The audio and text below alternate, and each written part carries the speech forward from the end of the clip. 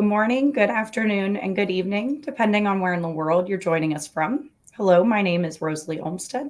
I am the WiCyS Strategic Partner Coordinator here at Women in Cybersecurity. We often go by our acronym WiCyS because that is exactly what we are, a global cyber sisterhood. It's a pleasure to have everyone here today with us with WiCyS Strategic Partner Adobe. But before I pass it over to our presenter, Kartika, I would like to give you a brief overview of the WiCyS organization. WiCyS is a 501c3 nonprofit with a mission to recruit, retain, and advance women in cybersecurity. Our community is made up of over 11,000 members in 107 different countries. We have 68 professional affiliates and 321 student chapters around the globe. We offer a wide range of initiatives and skills development programs for all career levels. Some of our initiatives that are upcoming include our monthly newsletter, our annual conference, which this year in 2026 will be March 11th through the 13th in National Harbor, Maryland. And please note that our call for presenters and our scholarship applications are both open at this time until October 10th. If you have any questions about that, please feel free to check out our website at WiCyS.org. And lastly, we have our fall virtual career fair, which is taking place tomorrow, September 24th. Currently, we have applications for our following programs: our monthly book club and our vulnerability disclosure program. If you have any questions about these, you can check them out on WiCyS.org and the programs tab. I want to take a moment to thank all of our strategic partners who fund our organization year-round.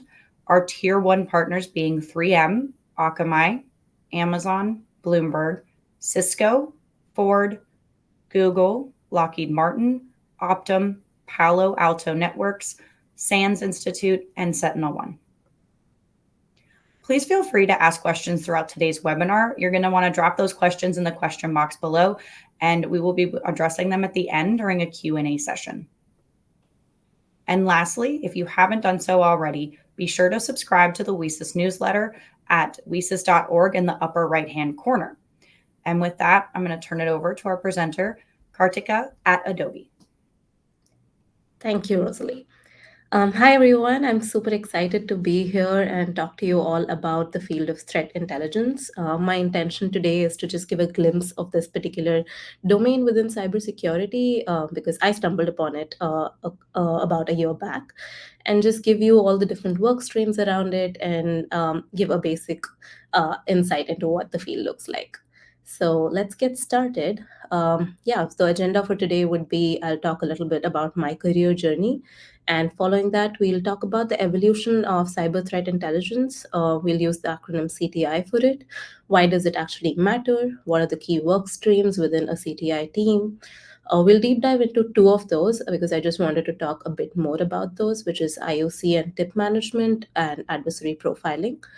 I also wanted to give a quick glimpse of what the current threat landscape looks like, and my focus would be primarily on the tech side, and then we'll wrap it up with some key takeaways. Feel free to put in your questions in the chat, and then I'll definitely talk about them after the talk. So yes. About me, I started my journey into the tech world with a BTech degree in computer science from a university called Shiv Nadar University in India. During my BTech, I did two internships. One was a summer research internship at USC at LA. That was my first insights into cybersecurity field, where I worked with my professor who was doing research on virtualization.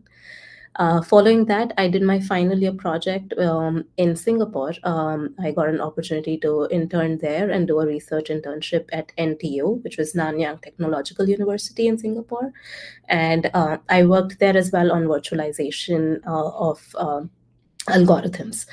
Following that, I was deep into security. I was interested in this field. So I pursued my MS in information security from Carnegie Mellon, CMU in Pittsburgh. And during that time, I got a summer internship at Adobe. And post my CMU MS, I just joined Adobe full time, and I've been here ever since. But as you can see, I've I've juggled between different roles within Adobe security. So I first started in the infrastructure security review team, where our primary goal was to do security reviews for our different product profiles. So every one of us within the team had a portfolio of products, so like Adobe Acrobat, Photoshop, etc. And our job was to do threat modeling from an infrastructure perspective for these products and ensure that they are secure. Following that, we moved to a dedicated cloud security research role, because a lot of my infrastructure security background was primarily on cloud security infrastructure. So I was doing cloud security research, which primarily meant looking into the what's up new and upcoming in the cloud security field. During that time, when we were looking at cloud security research, there was a part of it which involved looking at what the attackers was doing. And that is how I eventually came into the cyber threat research and intel team, where now my full-time job is around cyber threat intelligence, doing adversary profile tracking and stuff like that. So that's an overview of my career journey. But outside of work, you'll see me attending dance workshops. I'm really interested in dance. I lead the Adobe's Bollywood Dance Club here. And I also am learning some other dance forms. And yeah, I love traveling the world as well. But enough about me. Let's dive into cyber threat intelligence. I wanted to start this talk by actually talking about what is intelligence, right? We keep hearing about this word in different contexts, and I wanted to set the definition here for our talk today. So, intelligence is the ability to gather and interpret information to make informed decisions. We often confuse intelligence with knowledge, but that is not the case, at least in the cyber threat intelligence world, and even in general, like the intelligence that we're talking about. Actionable knowledge is what is called intelligence, right? Something that we can actually use to make informed decisions is intelligence. Now, how did it all come about? Let's talk about the evolution of this field, right? And evolution of intelligence. So, what you see on the right hand side is actually a photo of an intelligence bulletin, which is from 1945, as you can see, which is from a military intelligence division in Washington, D.C. So, intelligence goes way back, right? It originated in military and national security operations, and it was primarily focused on understanding opposition's intent and capabilities. There were different traditional methods that were used to actually build this intelligence. One is human intelligence, which is actually just interacting with human beings and understanding what is going on. The other is signals intelligence, right? These are different kind of signals, which can be like intercepting phone calls, what is happening in those kind of in that kind of scenario, right? And then imagery intelligence, which can be drone shots, satellite drone shots and stuff like that, which are often used by these security operations and military groups.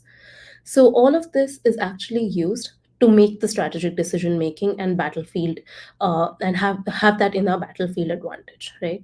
This evolved through world wars and cold war, and actually then formed formal intelligence agencies, right? We have these formal intelligence agencies working for the government across the world, right? There are different agencies, and this kind of set the groundwork for modern threat analysis and risk mitigation.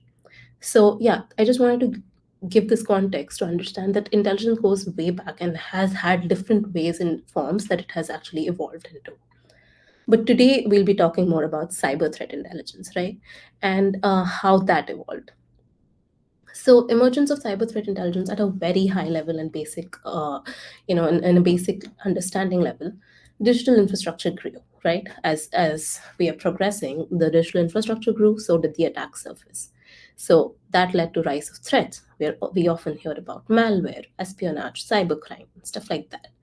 All of this then led to the increased need for proactive and data driven defense. And that requires us to understand what is actually happening in this world, right? What are the attackers doing? And that's how the cyber threat intelligence units came into existence. So that's like a very high level definition or like the high level evolution strategy of what actually happened with the CTI field. Now that we have some understanding of the field itself, let's talk about why it actually matters, right? Um, the understanding of cyber threat intelligence definitely helps you prioritize risks effectively.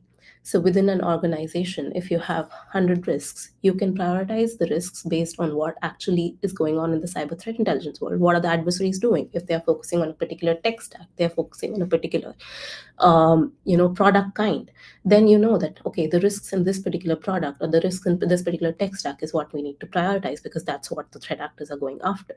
I'll talk about threat actors as well in detail, but that's what our attackers are going after. This helps us tailor defenses to real world threats, right? In any organization, there are a lot of security vulnerabilities and risks, right? But we want to focus on what is actually happening in the real world right now. So cyber threat intelligence really plays a key role in tailoring our defense for this. Supports in threat hunting and intelligence sharing. So I'll talk about this in our the work streams as well. But intelligence sharing is a very key component of cyber threat intelligence and also the whole security community, right? Only when we know that what is happening in our industry peers is when we will be aware of what we need to protect, right? So that becomes a very important part of this. And for intelligence sharing, you need intelligence. So that's CTI kind of has fundamentally evolved because of intelligence sharing. And supports threat hunting. Again, if you identify threats, you know what to hunt for in your environment, and then make your defenses based on that. Again, improves detection and response. I'll talk about the workflow between threat intelligence and detection, but yeah. So once you identify threats, you need to figure out in your organization if there are detections present for it. If you have any mechanism right now to respond to if that kind of a threat occurs in your organization. So threat intelligence really plays a key first step for detections and response. Of course, after that, it strengthens strategic decision making. If you know what the threats are, what is going on in the current threat landscape, you know where to move your strategies, where to focus on. So it definitely helps with decision making. And the actual mature threat intelligence groups will be able to anticipate and predict the next move of adversaries. That is like the ideal final step for a good threat intelligence team, is to be able to anticipate and predict what are the next move of an adversary. So all of these kind of makes the whole field extremely relevant and important for any organization. Moving on, let's talk about the layers of threat intelligence, right? If you type threat intelligence and on the internet and search for it, you'll most likely see these three top layers, right, or top types of threat intelligence, which is tactical, operational, and strategic. So what you see here is the CTI team kind of being in the middle of it, and dealing with all of these different layers of cyber threat intelligence, and that's how like a CTI team is formed. So let me talk about the first type, which is tactical. So tactical threat intelligence is something that provides immediate actionable insights to combat threats as they arise. Tactical is very tangible kind of output of the intelligence. So the examples of those are indicators of compromise, IOCs, as you may hear it, malware signatures, Yara rules about specific threats that you're seeing.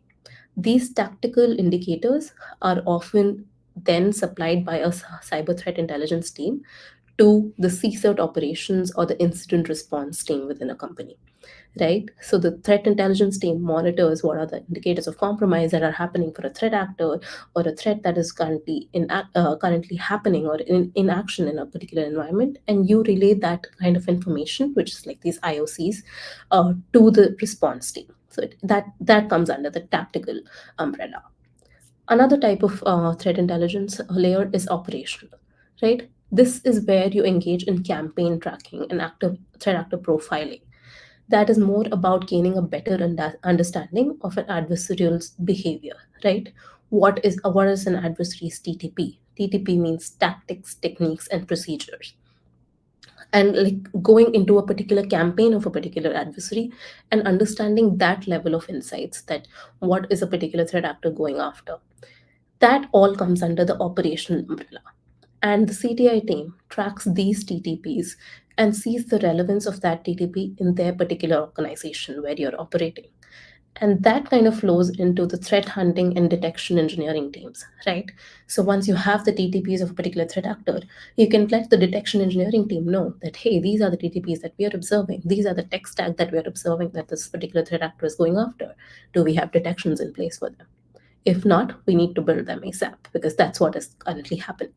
Threat hunting team, we will give them the TTPs. We'll give them an attack chain of a particular threat actor, and be like, hey, this is what this threat actor is kind of following.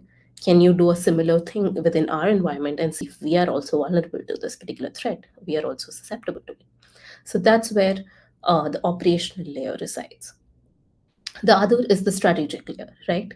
This is informing the business of what is our threat landscape so that they can make decisions according to that. So the kind of the recipients for this is the security leadership of your organization or the product leadership of your organization. You let them know about the emerging threat trends and what are your forecasts according to that, and that kind of then flows into like strategic reporting about that particular threat landscape and then business impact assessments. So this kind of gives a picture of what all a CTI team does and who all are their primary stakeholders, right? So if you see here, we interact very closely with incident response team, our operations team, and then of course threat hunting and detection engineering rely a lot on threat intelligence to provide them insights so that they are working on the right things. And then the security leadership and product leadership really looks up to you to see where we need to focus and where the company needs to make stronger strategic decisions. So these are like the top threat intelligence layers. Following this, I definitely wanted to talk about key work streams, right? I touched briefly about it in the layers, but I definitely wanted to talk about what are the top work streams that a CTI team kind of looks at. Again, this is not a full list. This is just based on like what I wanted to highlight today and some of the top things that a CTI team definitely does. So the first is threat intel platform and IOC management. I'll talk about it in the future slides, but what this particularly means is a threat intelligence team manages the threat intel platform and the IOCs of that particular organization.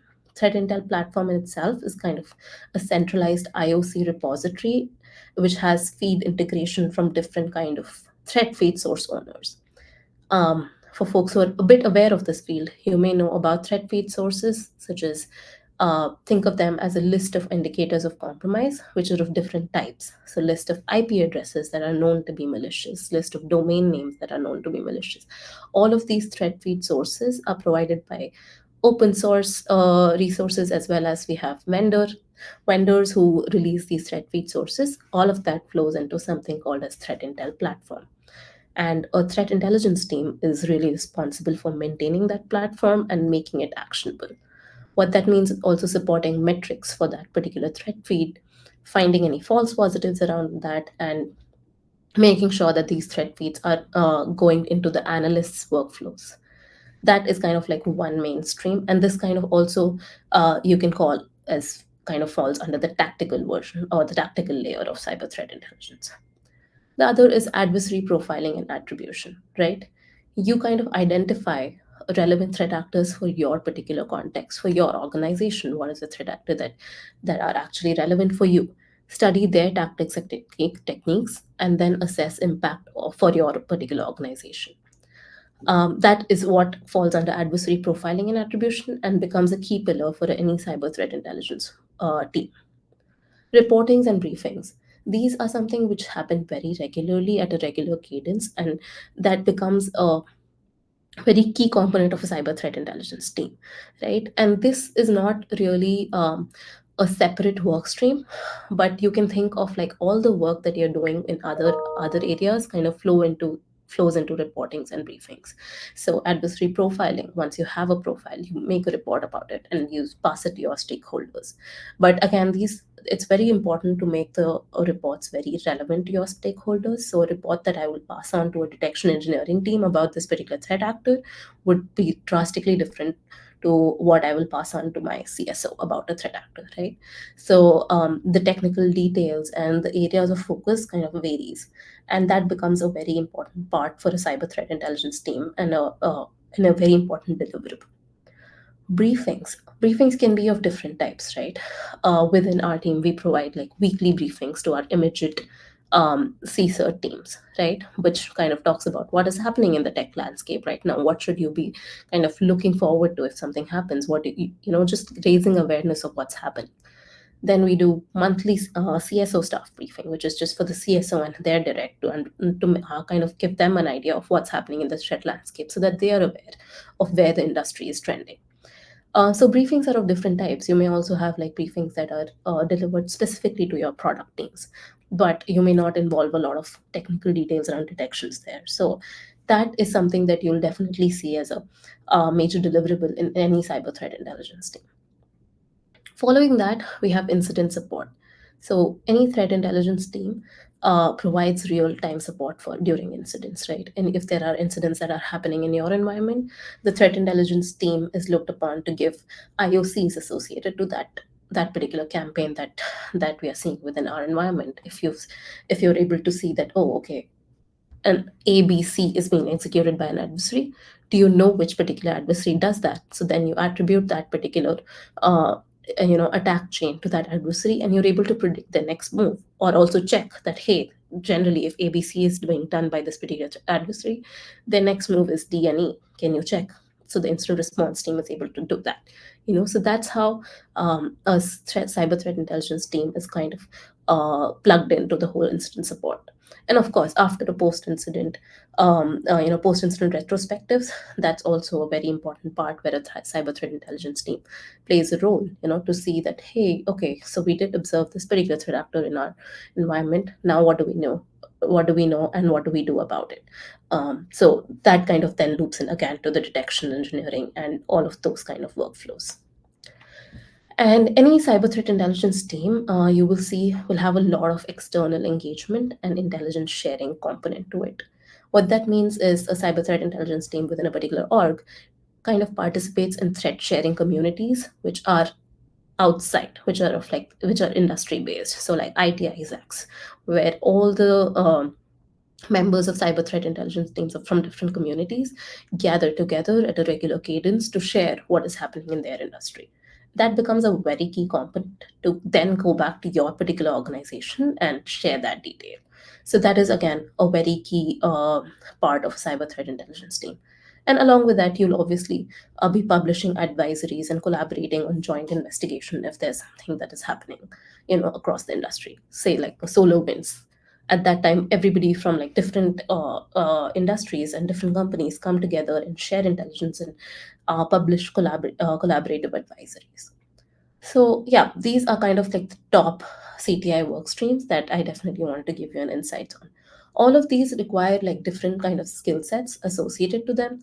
Like you're looking into dark web, so dark web monitoring is involved. Some folks are interested in reversing malware, so that is also involved. So there are like different kind of um, you know uh, skills required for all of this, and it's not always the case that a particular person in CTI team does all of it. You may be doing like parts of it. So yeah, my intention was just to give you an overview of what the work streams look like within a CTI team. Yeah, I did want to deep dive a bit into the tip and IOC management and adversary profiling, because that kind of is a common theme across all the CTI teams.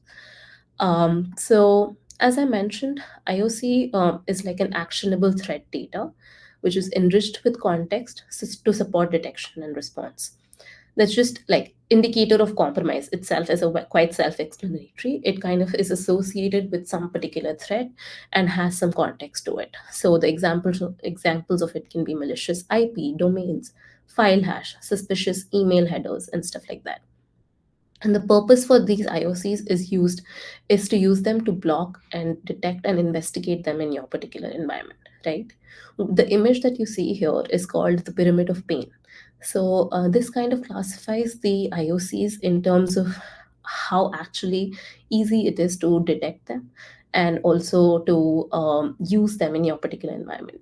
So hash values, IP addresses, domain names, these are very simple to be detected, but also they are very ephemeral, right? So if there is a malicious IP address that you do know about, you you have to be very sure about the timing of when it was malicious, because the expiration date of these kind of IOCs is very less.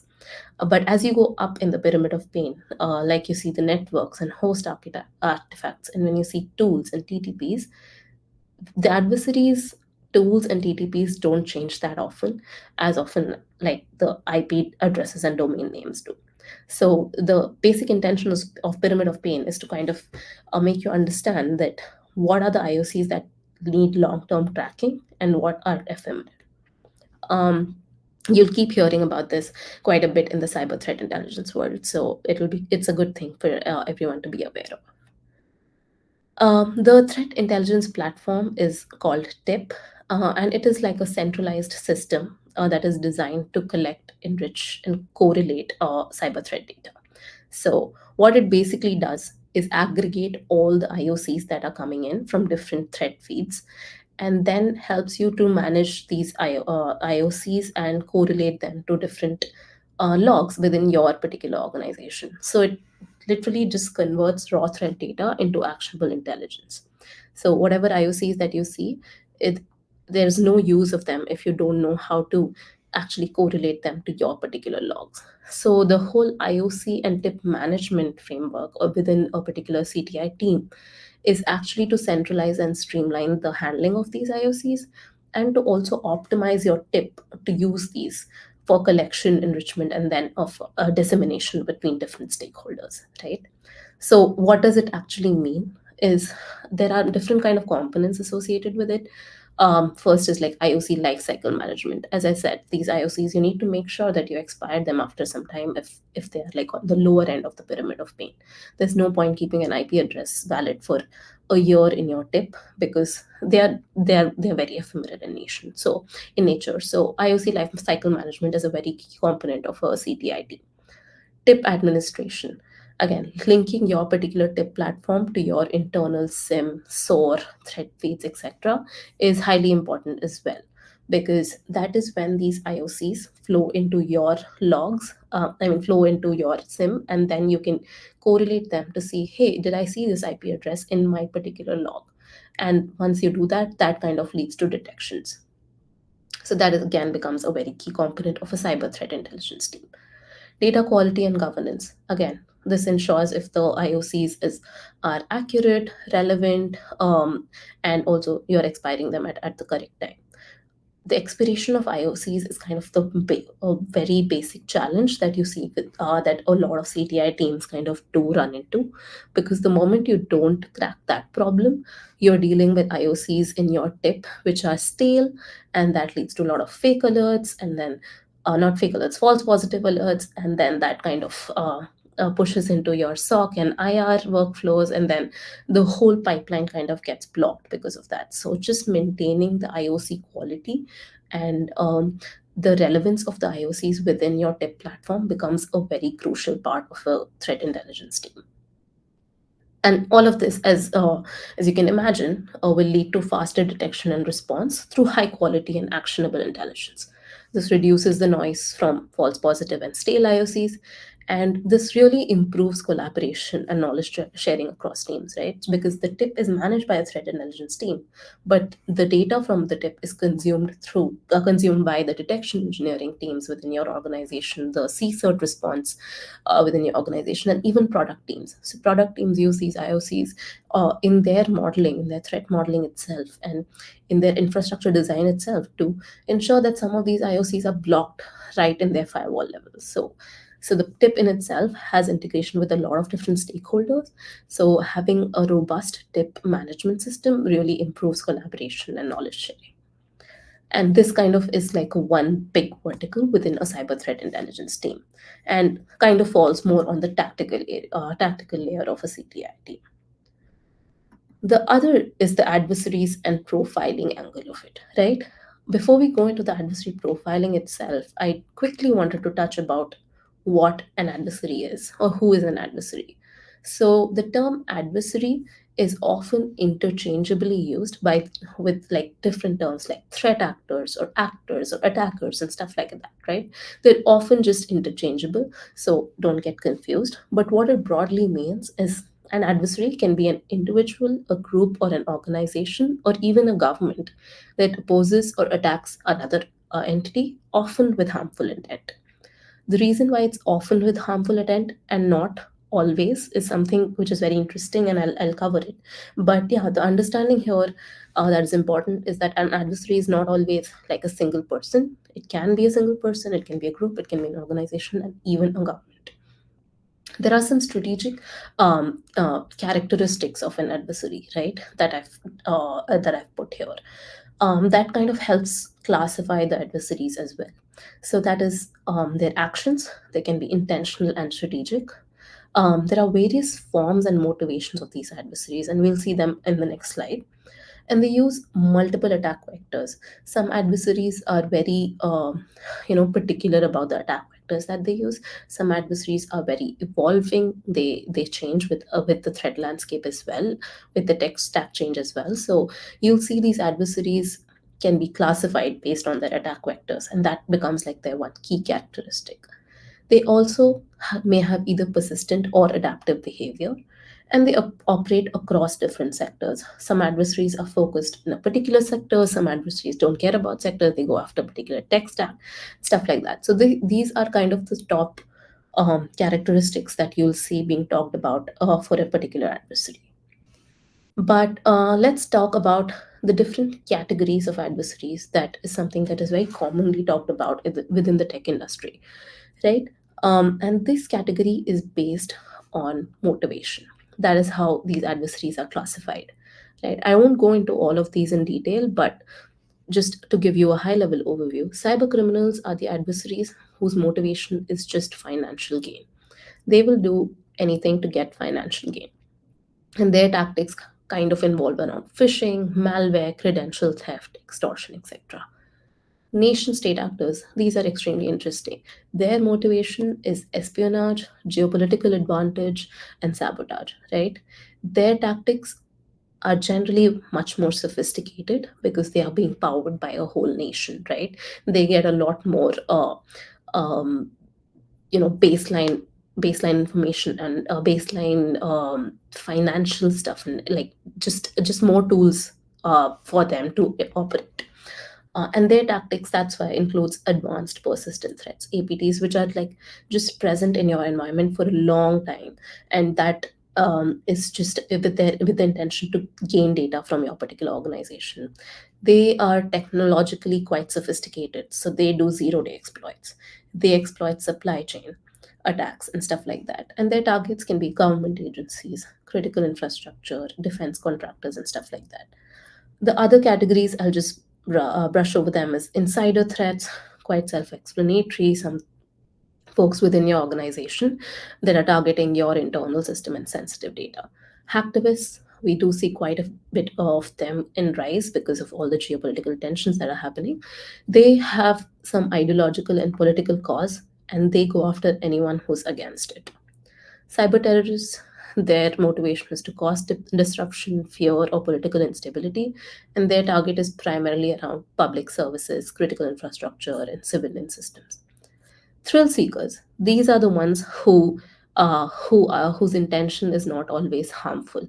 They are just curious. They are trying to boast and try to maintain their reputation in hacker communities, and that's why, even though their intention may not be to harm a particular organization, their actual tasks and their targets actually lead to harmful outcomes. So these are kind of the broad categories of adversaries. From a cyber threat intelligence perspective, a team perspective, you monitor all of them, and all of them can be monitored through different tools like dark web monitoring and stuff like that.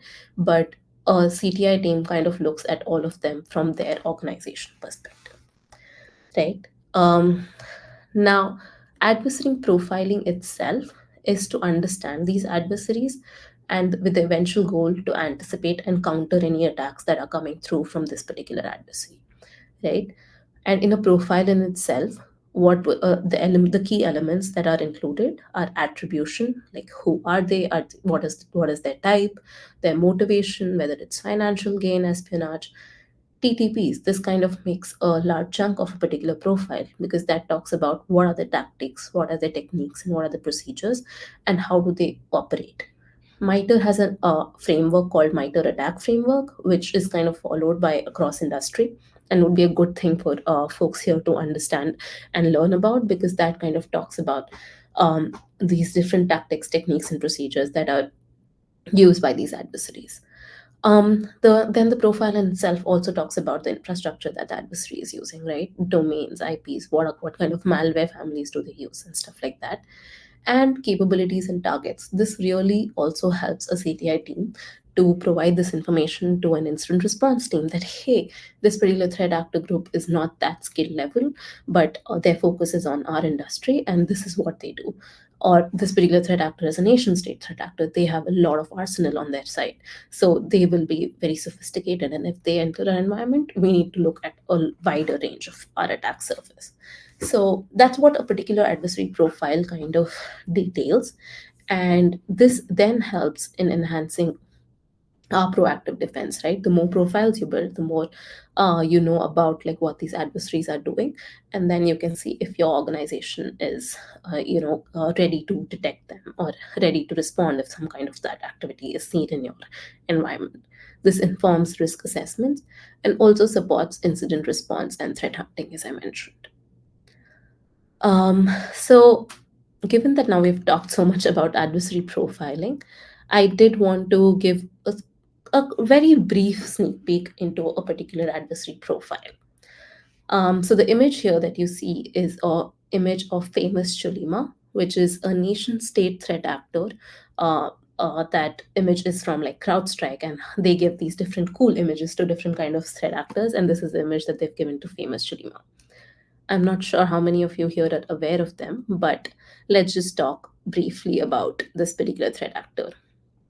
So at a very high level in any adversary profiling, you'll see this basic information about a threat actor profile, right? When was this first seen? When were they first seen? So July 2018 is from when we've observed this particular adversary group being active. Are they currently active? The status is extremely important in any threat actor profile. Is this threat actor group currently active? Yes, they are. So they are active. What is their type? They are a nation state type. From which country? So North Korean. So famous Cholima is a North Korean state-sponsored threat actor.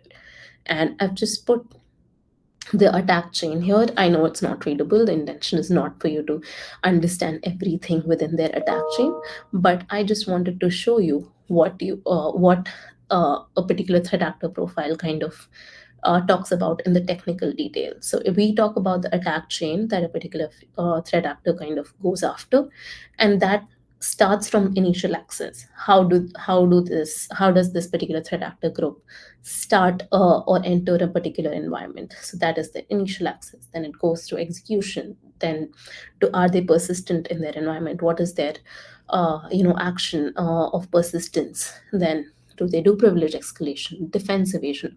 All of these are set categories into what is called an attack chain. And this is defined within an adversary profile based on the industry knowledge that we see of this particular attacker, or if it has happened in your particular environment, you build an attack chain based on that.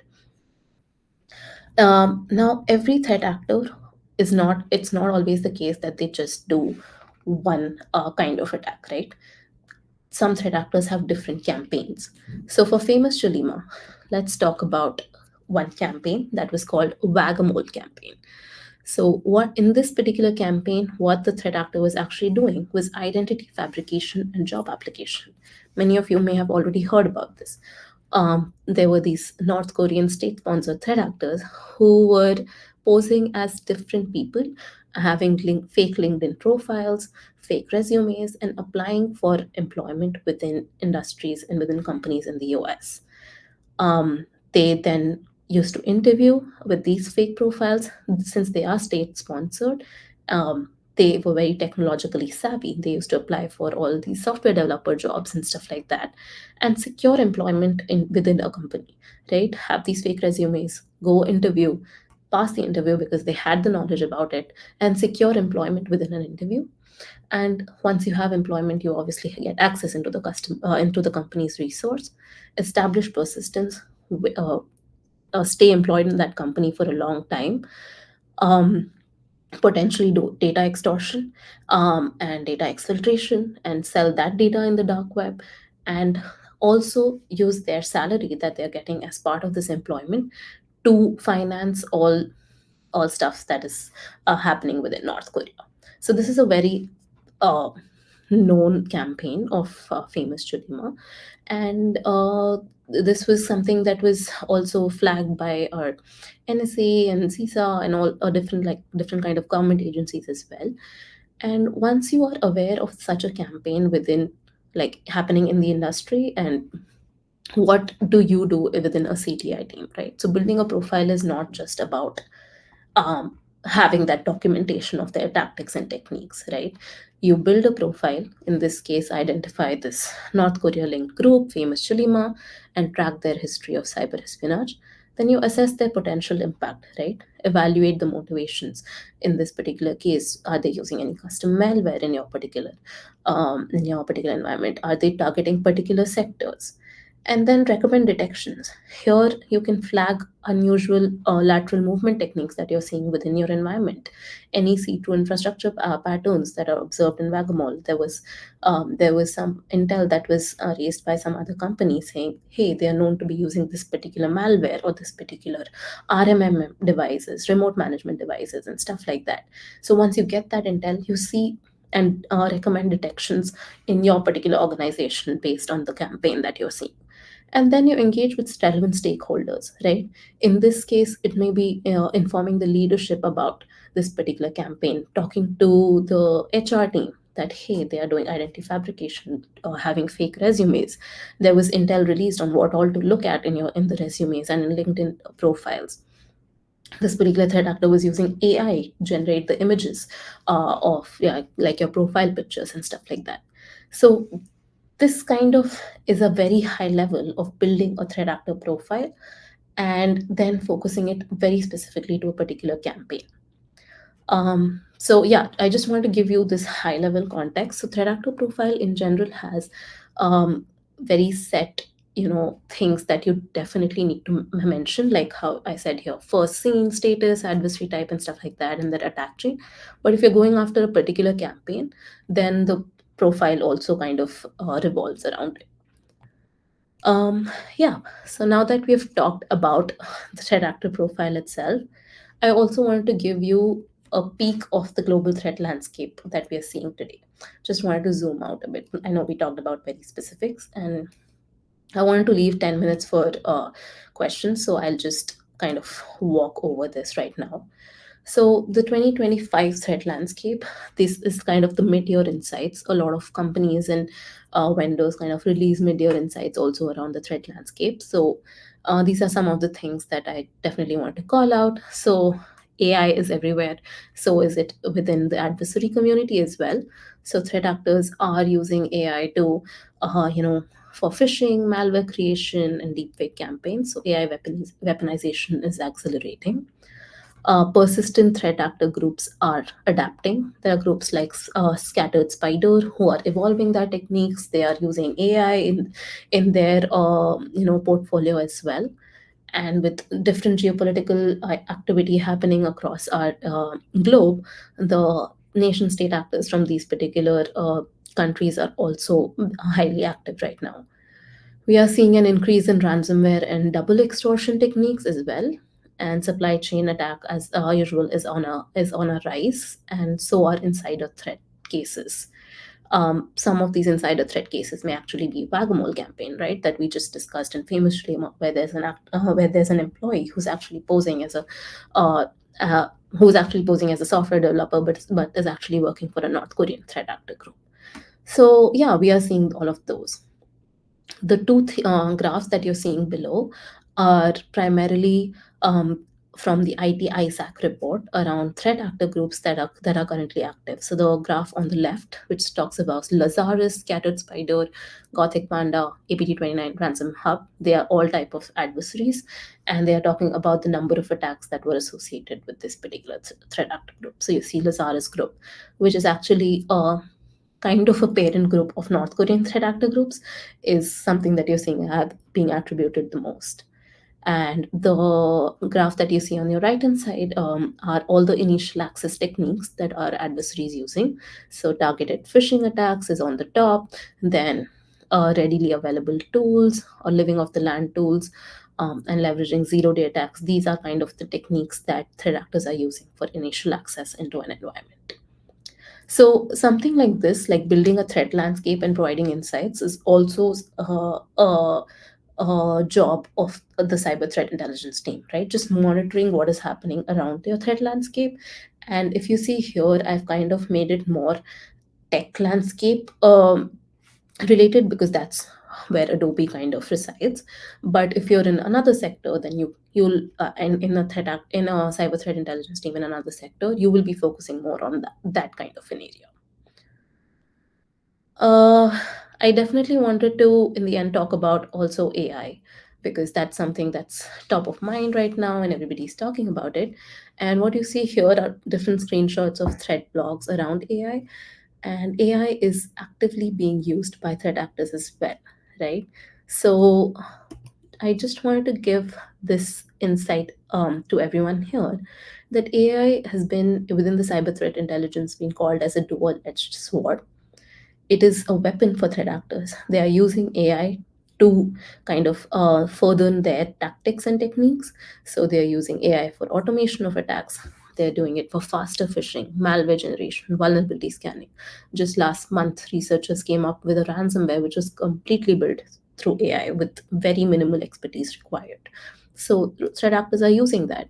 Social engineering, as I've just mentioned, they are using it for creating fake profiles on LinkedIn, and then highly personalized spear phishing campaigns. Then they're also using it for evasion, AI crafted payloads which evade traditional detection, and adversarial ML, which includes poisoning models, prompt injection, bypassing filters. So threat actors are using these weapons, these AI techniques as weapon for themselves. This is one end. But the other end is AI itself is a treasure for them. They are going after any AI models to attack, right? Model theft is happening, stealing proprietary AI models, data exposure, training data leaks, sensitive corporate or customer information, right? Prompt injection and jailbreaks. You'll see a lot of blogs around this, abusing AI assistants to execute malicious commands, right? So going after these AI assistants to actually execute malicious command. And supply chain risk, right? Attacking AI pipelines that then leads to further downstream attacks. So AI itself is also a very evolving field within the tech industry, but also within the adversary community. And it's something that anybody within the cyber threat intelligence field is also actively looking at right now. Um, yeah, so I think those were all the topics that I had for today. I know I touched upon a lot because I did want to give a glimpse about this whole field. But if I wanted you to just take away a few things at a very high level, they are these, right? What is cyber threat intelligence? It turns raw data into actionable defense insights, right? IOC and tip management. Tip is threat intel platform. IOC is indicator of compromise. They form kind of the backbone of detection and response. Adversary profiling enables proactive defense against evolving threats. AI is a double edged sword, which is powering defenses while also enabling new threats. And the global threat landscape is extremely dynamic, right? Continuous learning and collaboration is extremely vital, because within the CTI team, it's very hard to keep up, right? The attackers are always a few steps ahead. So so is the global threat landscape is dynamic, and you have to keep on learning and collaborating with different stakeholders. But yeah, those were the those that was all that I had today. So if there are any questions, I'm happy to take that. And here is my LinkedIn profile and my email if anybody wants to wants to reach out, I'm happy to connect. Let me see, are there any questions? Cool.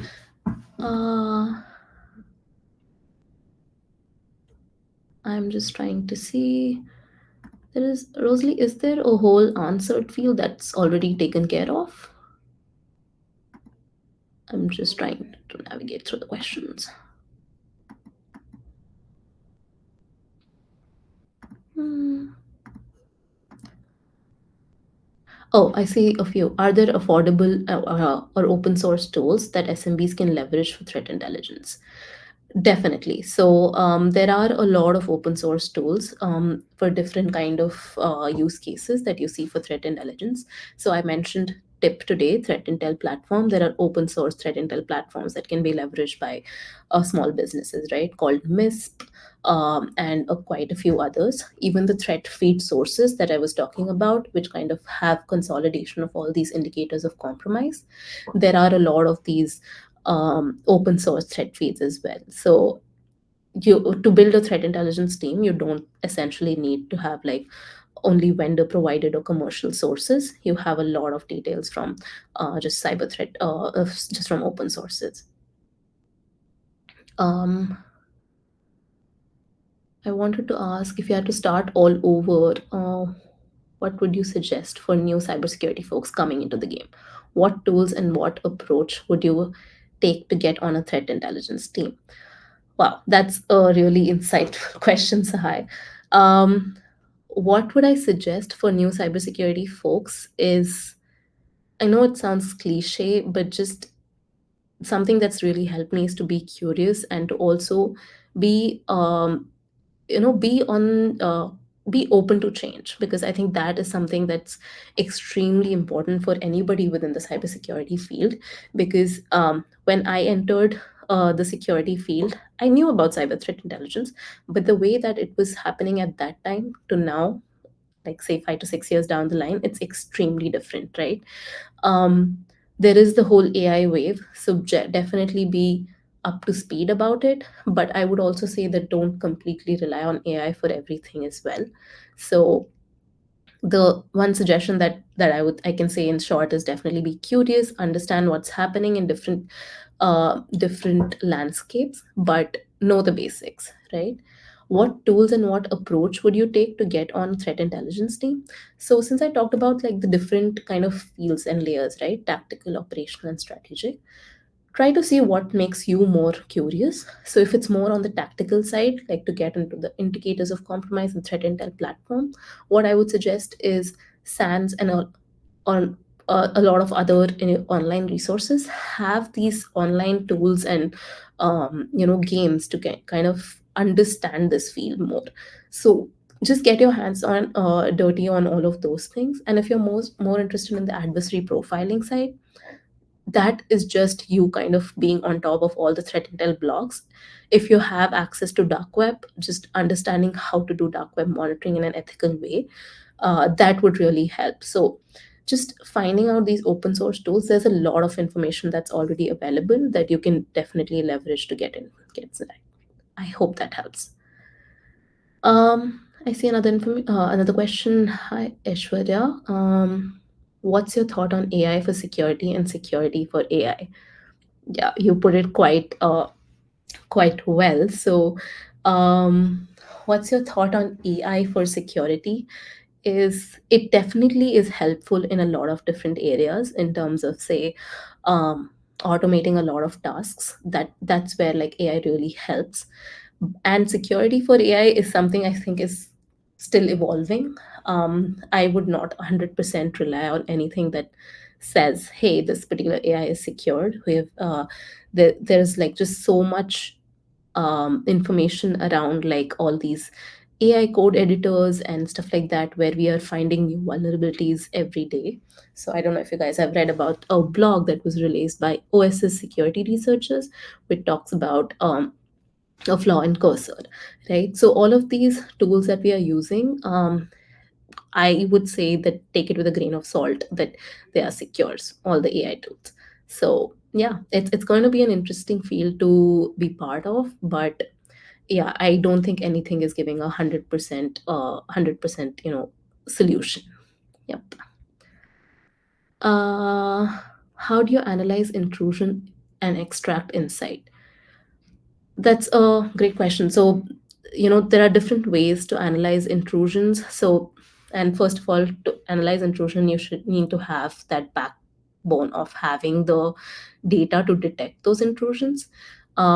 So, how do I analyze intrusion and sorry, how do we analyze intrusion and extract insights? Insights is where the threat intelligence team kind of really comes into play, because once you're able to see what the intrusion is actually about, um, just like in a hypothetical example would be, say, a famous Shulima presence in your environment. If you're able to see like there's lateral movement between different systems and there is an extraction, there's data exfiltration and stuff like that, that is when you're able to get a very very valuable insight here, right? That this is something that is, this is a threat actor who's deliberately trying to get information out. That is when the insight kind of comes into play, which then becomes more actionable when you're having when you're building detections for those, right? So it kind of is a circle, a loop where intrusion happens, you're seeing all the different areas that it has an impact on. And for that, another thing that is extremely important is understanding your infrastructure itself and having that awareness of where the dependency lies between your infrastructure. And then having, once you analyze the pattern of that intrusion, making sure that you do a post PIR, and then build detections to make sure that that does not happen in the future, right? I hope that answers your question. Would you suggest any kind of certifications for the new folks, or should they rely on their practical skills solely? So I don't know, Yatri, if you're talking specifically about cyber threat intelligence. Um, I personally and our team actually did the SANS course that is for cyber threat intelligence, but I know that it's a bit on the pricier side. Apart from that, like there are a lot of online like resources that are available for just go just understanding cyber threat intelligence field. So I think you don't really necessarily need to do these courses, but just understanding these different tools and techniques would definitely be helpful if you're not able to do those courses itself. Christine, I see you mentioned that IP addresses that are considered possible threats need to be updated due to their ephemeral nature. When is it decided that an IP address is no longer considered to be relevant for detecting a threat? That's an extremely good question, Christine, not a silly question. So all of these threat feed sources in itself come with an expiration date of these IP addresses. But even without it, the general norm for IP addresses is considered to be 30 days since the discovery of them being malicious. So all of these different kind of indicators of compromise have different expiration strategies associated with them. So for IP addresses, it's 30 days, but maybe for something else, we'll keep it at 90 days and stuff like that. Uh, Based on your experiences in the field throughout your career, what advice would you offer, particularly to women pursuing a cybersecurity career in cybersecurity? That's a great question. My advice would be to just don't hold back, because I think that is something a lot of us do. All these different, there are a lot of times that I'm the only woman in the room in all of these in security conferences or just different meetings, but it's a really interesting field, right? So you should just don't hold back, be curious, learn about all the different fields that are there. As you saw in my career journey, I've been part of like different work themes, but all of those have been really insightful and good to learn about. So just don't hold back. Just I'm sure you'll also and also just reach out to anyone that you see as part of this industry, right? I've just pinged random people on LinkedIn and I've gotten a lot of good advice. And this is a great community where you can definitely find a lot of people who will help you with just understanding more about a field. So yeah, definitely reach out, and yeah, all the best. What a uh, great question to end the webinar on. Because unfortunately, we are at the end of our time today. I just want to say thank you so much for your time and this presentation. It has been incredible. Great thank you for all the viewers for joining us today. And if you'd like to connect, please feel free to follow the links that Kartik has placed below. And again, I just want to say thank you for this presentation, and it was very greatly appreciated for the WiCyS community. Thank you so much for the opportunity. And yeah, I would encourage everyone here to be part of the community and be extremely active. It's been really good. I've been part of it since I was in CMU. So yeah, it's been great. Thank you for the Well, hopefully I'll get to see you at conference. That would be a nice. But have a great rest of your day, everyone. Thank you for joining us. Thanks, everyone.